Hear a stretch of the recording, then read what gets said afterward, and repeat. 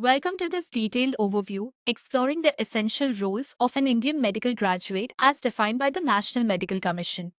According to the competency based medical education curriculum guidelines, the fundamental objective of the undergraduate medical program is to shape a graduate who possesses the comprehensive knowledge, practical skills, and core values necessary to serve as a fully competent physician of first contact for the community.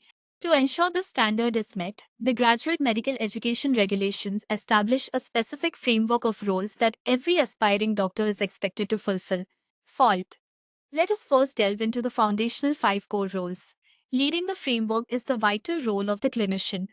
The graduate is expected to be an empathetic practitioner who deeply understands and consistently provides holistic patient care. This standard encompasses preventive, promotive, curative, and palliative treatments, ensuring a comprehensive approach to human health.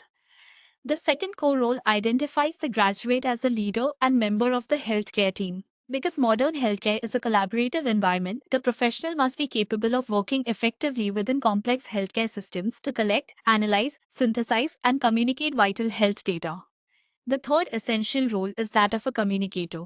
The graduate must naturally engage clearly, sensitively, and with deep respect when interacting with patients, their families, colleagues, and the broader community to optimize healthcare outcomes. The fourth role demands the graduate to be a lifelong learner. Since medicine is a continually advancing field, a medical professional must be a dedicated scholar committed to objective self assessment, the ongoing refinement of existing clinical skills, and the continuous acquisition of new knowledge to adapt to epidemiological shifts and advancing technologies. The fifth core role is that of a professional. This requires the graduate to be a deeply ethical, accountable, and responsive individual who holds an unwavering commitment to clinical excellence while maintaining strict professional boundaries, always acting in the absolute best interests of patients and society.